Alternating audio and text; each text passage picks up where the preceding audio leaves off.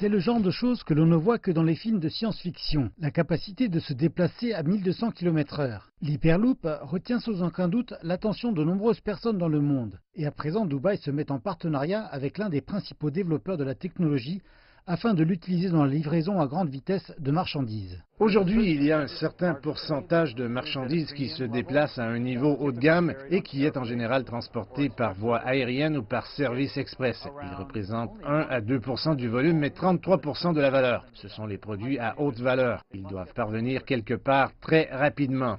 Voici le DP World Cargo Speed.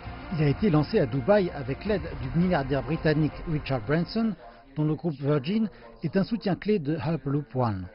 L'idée est d'utiliser la technologie qui surélève les capsules par sustentation magnétique et les propulse à ultra haute vitesse pour livrer des marchandises plus rapidement. Comparé au transport aérien, cela reviendra 8 fois moins cher. C'est en gros la vitesse d'un avion pour le coût d'un camion. La compagnie affirme qu'elle pourra réaliser ces économies parce que le produit utilisera efficacement l'énergie. À la différence des avions et des trains, il s'appuiera principalement sur l'énergie renouvelable. Ces détracteurs disent que la technologie Hyperloop en est toujours au stade de chimère. Cependant, Dubaï est un soutien précoce du projet et en est également un important investisseur. Sa compagnie portuaire d'État, DP World, est à présent l'actionnaire principal de Virgin Hyperloop One. Jusqu'à présent, la start-up Virgin Hyperloop One, basée aux États-Unis, a signé des accords avec des gouvernements des Émirats arabes unis, ceux de l'Inde et de l'Arabie saoudite. Elle affirme que la construction du premier Hyperloop fonctionnel pourrait commencer plus tôt que prévu.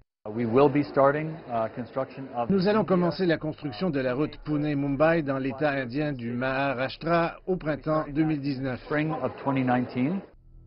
La firme espère que le projet sera pleinement fonctionnel d'ici 2025.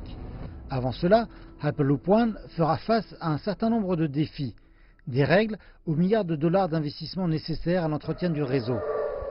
Mais si elle réussit à le mettre dans les tuyaux, il pourrait redéfinir toute notre conception du déplacement.